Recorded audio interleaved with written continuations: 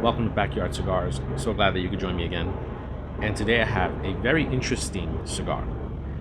This was sent to me a year ago in June by none other than Carlos of My First Cigar.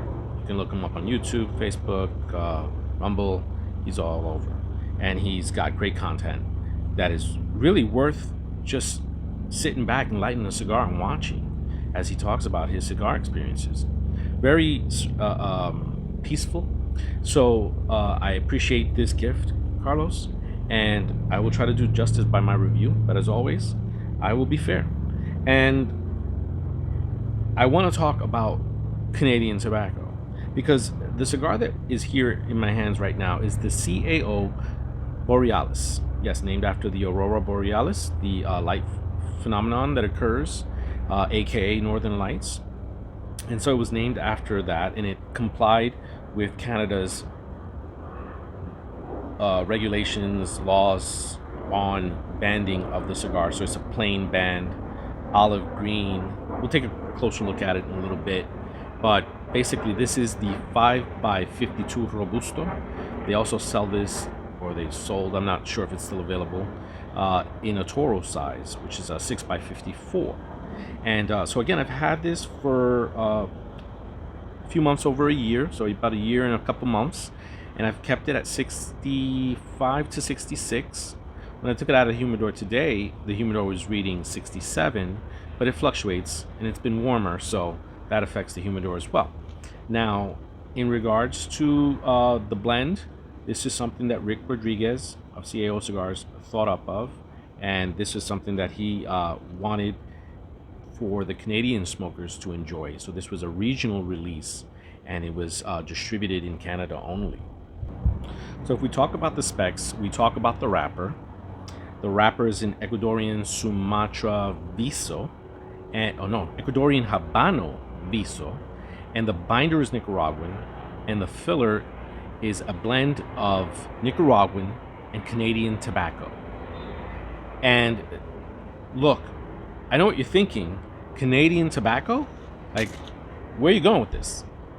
Well, apparently, they're still growing tobacco, cigar tobacco, in Canada. It's very limited, but it's there.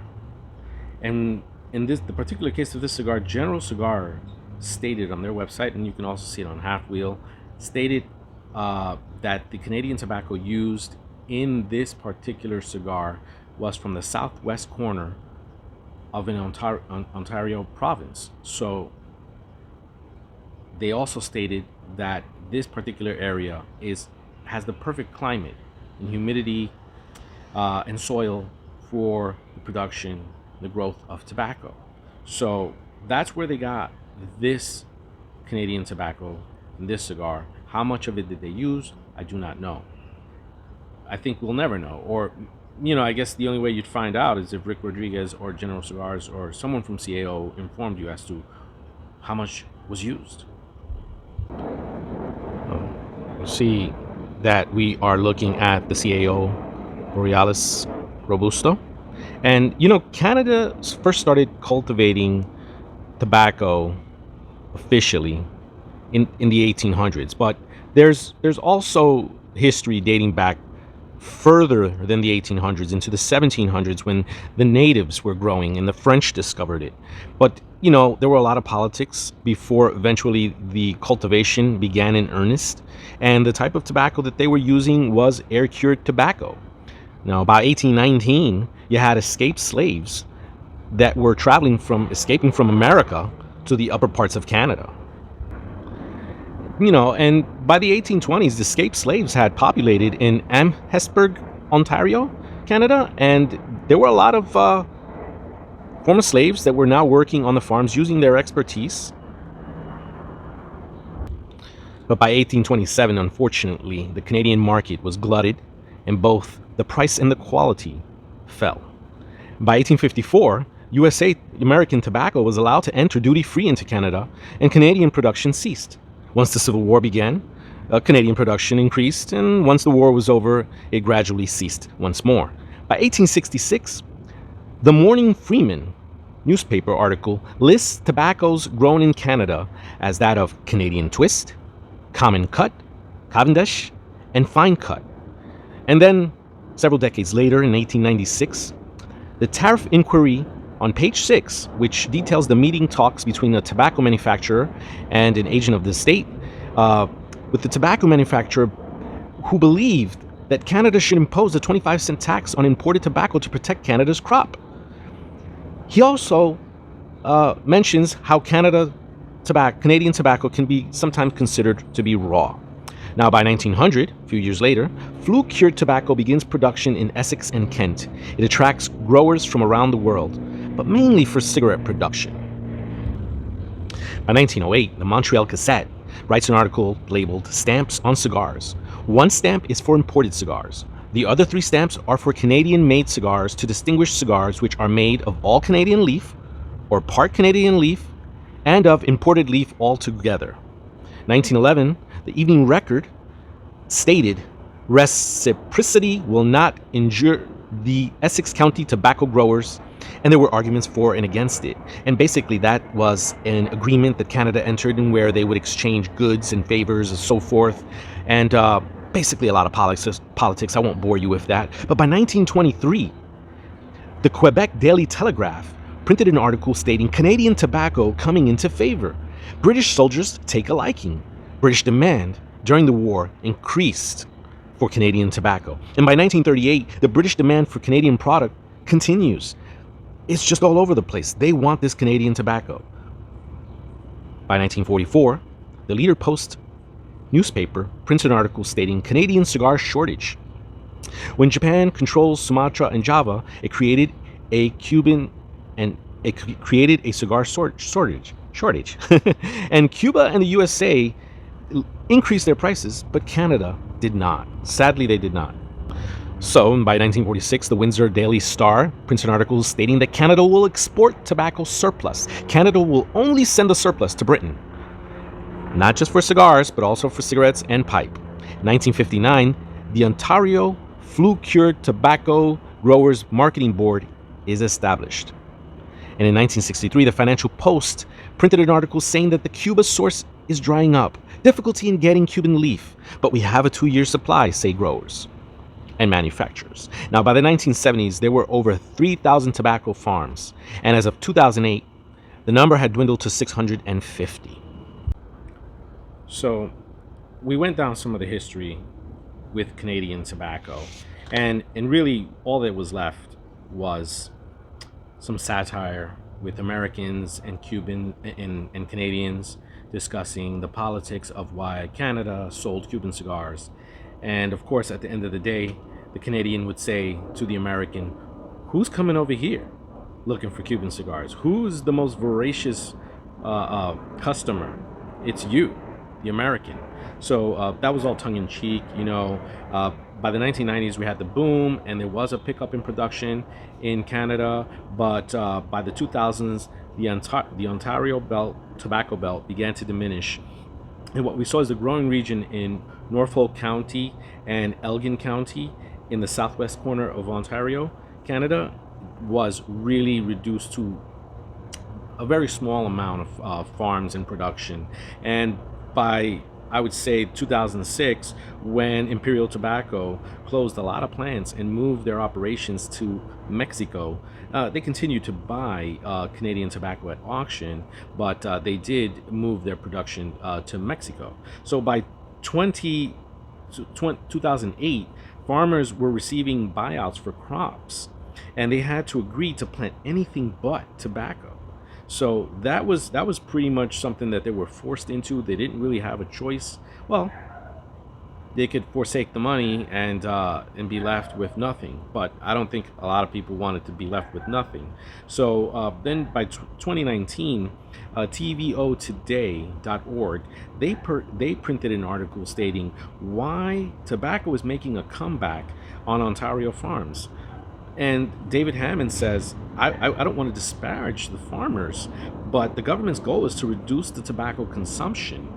And so it begs the question, why would we actually support the manufacturer of this product? And that's a very good question, I guess, that a lot of people are asking themselves when it comes to the production of tobacco in Canada.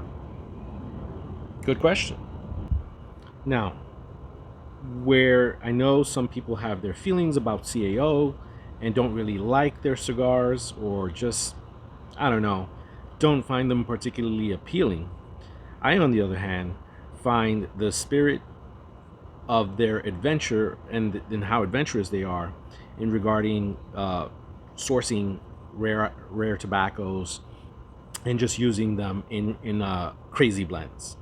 Kind of reminds me of another Canadian that I know named Jeff of Aromatic Cigars, who does a lot of crazy blends with his cigars. So, look, Canada at one point supplied the market within Canada was, I believe, 85% of the tobacco consumed was Canadian. They controlled their market. And after pretty much the American market assumed its position and took over, and with the tariffs and the politics involved, it really just started to chip away at the Canadian market and chip away at production. When you've got people being discouraged to grow something, well, eventually, if you discourage enough, you're left with very little. And what's left now, I said 650 farms in 2008. I mean, it's been a long time since 2008.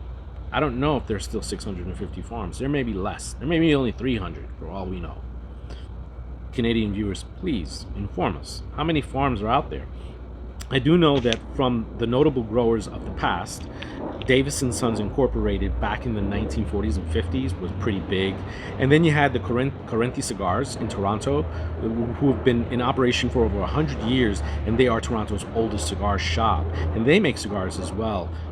Then you have the House of Horvath. And the House of Horvath is run by Kathy O'Shea. She started that in 1977, but I believe her grandfather started and founded the Ontario Tobacco Company back in 1932. The House of Horvath makes Cuban claros called bandies. And I don't know if any of you Canadian viewers have had bandies or can tell me anything about them, but that would be interesting to see in the comments. What do we know about bandies or that particular house and what they're making? There's a good chance that CAO sourced their tobacco from one of these farms. They're located in the southwest corner. So they're there, and it's not a lot of tobacco. So the very little that you get, you're getting a dark air-cured tobacco, and we should talk about dark air tobacco.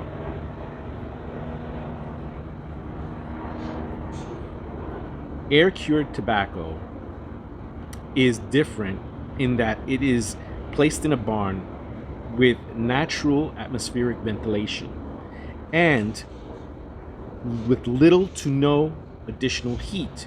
And you do this for about 4 to 8 weeks. And that is a type of variety of one of the varieties of this tobacco is, of course, the dark, and then you've got the tobacco that's not dark, but then later on Canada got into the flute cured tobacco, and that was more for cigarettes. So your dark air cured tobacco is being used for this cigar. I gotta tell you, the wrapper on this cigar is just, I mean, I know it's an Ecuadorian Habano Viso. It just looks beautiful. It's got a nice oily sheen to it, and mind you, this has been in the humidor, like I said, a year and change. And what can I tell you about how it's smoking?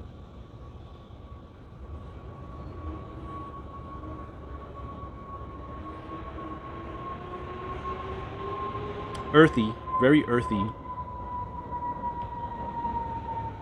slightly musty.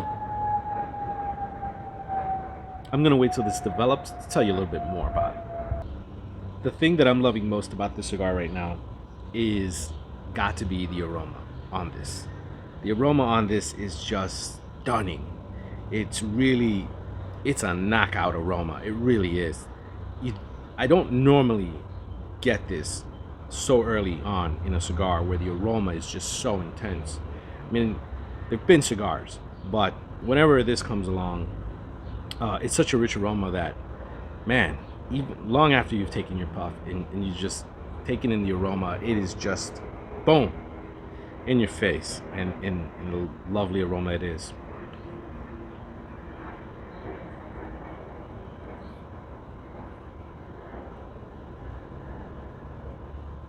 Smooth, slightly peppery.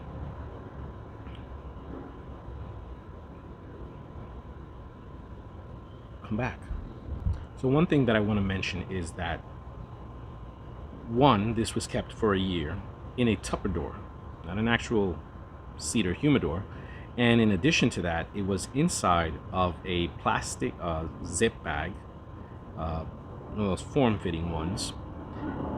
And it had a small humidification pack inside of that, thus being inside of the Tupperware that also had its own humidification. So again, ranging in that 65 to 66 range for most of that year. But in addition to being in that zip bag, it was also in cellophane.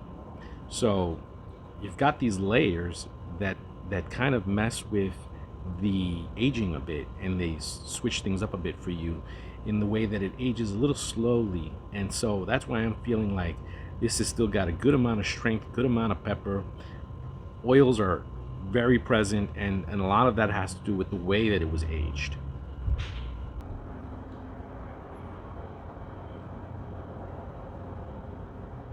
There's a lot of CAO DNA in this cigar. The cocoa, the pepper, the earthiness, despite using different tobaccos, in the case of the addition of the Canadian tobacco, I still feel like with CAO you get this sort of blend or DNA within their cigars that lets you know it's CAO, which is almost like a signature. A lot of cigar brands have this. Some try to variate a little bit more, but at the end of the day, the blender has his way of going about blending the cigar, so you're gonna have that familiarity with certain cigar brands in their lines, and within their lines they're gonna offer a variety of profiles, but overall you're gonna get some of that familiar flavor, if you get what I'm saying.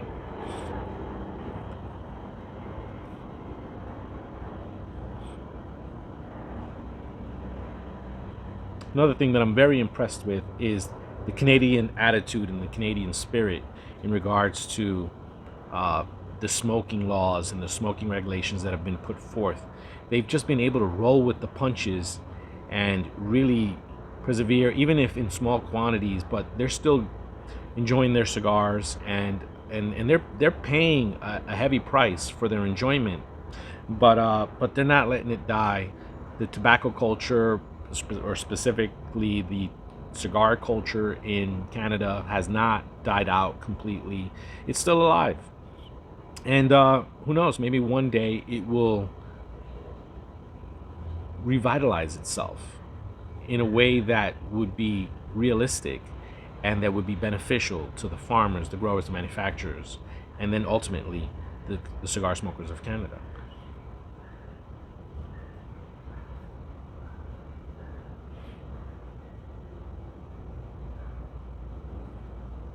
It's a smooth cigar. There are notes of the cocoa. There's a spice note in the finish.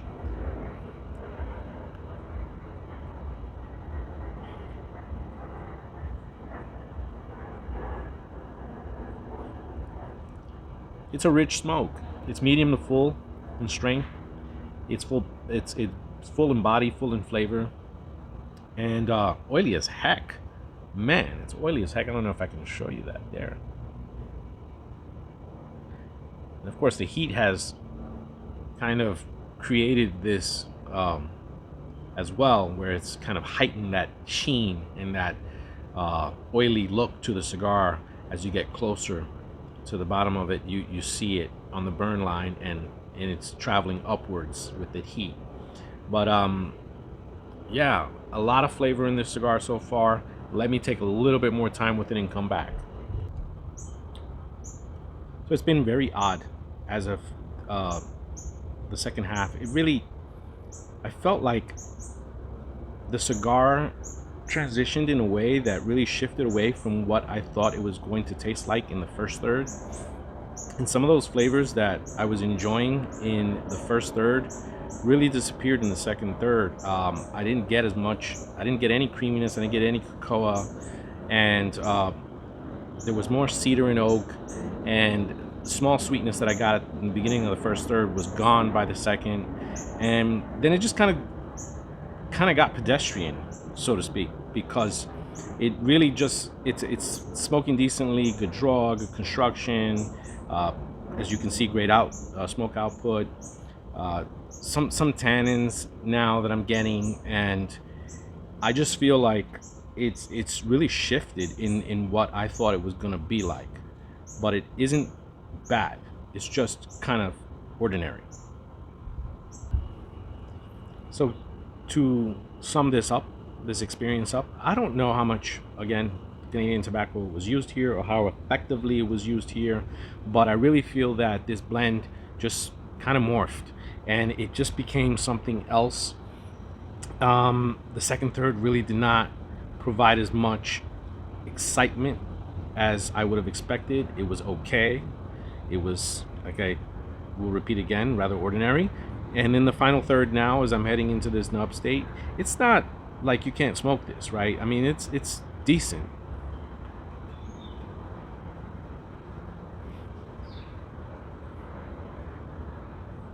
Like, I've had an okay time with it, and I've got no serious gripe with it, other than I felt it could have been more than what it has shaped up to be. The flavors that I got, the way they transitioned, and the way the cigar changed the profile seemed rather dramatic to me, and kind of put me off just a little bit. But overall, it's a quality cigar. I think they want $10 for it in Canada if it's still available, and I think for $10, it's a good deal. It's not a bad deal. It you would love to have the low prices of AJ Fernandez for a cigar like this, $7-8, but for Canada, being the way things are in Canada, I think if you can get a hold of something like this for $10, it's not a bad bargain.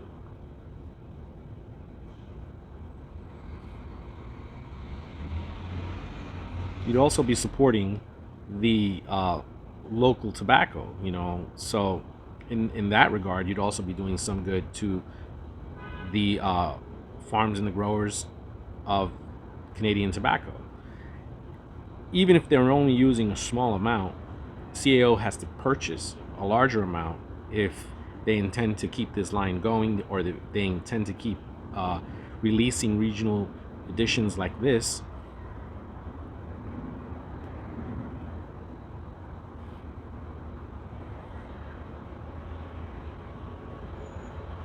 Yeah, much more leather tannins, spicy oak, and less of the smoothness that I was enjoying in the first part of the cigar. And that smoothness really decreased in the second as well, but then it just got really earthy and spicy. And for me, although it was providing a lot of flavor, I felt that it could have been a more interesting blend. And but I look forward to how they're going to continue this line, and if at any given point they will just put out a cigar that the dominant filler would be the Canadian tobacco, and the backup filler would be something else, maybe a Honduran, or possibly you can do Nicaragua again, maybe some Brazilian filler. I don't know. I'm just thinking out loud. I want to thank you all, ladies and gentlemen, for watching this episode of Backyard Cigars, where we talked about Canadian tobacco and cigar history, as well as enjoyed a cigar courtesy of Carlos of My First Cigar, and its components of Nicaraguan and Canadian tobacco. Dark, air-cured tobacco from the southwest corner of Ontario, Canada. Thank you very much, ladies and gentlemen. Until next time on Backyard Cigars.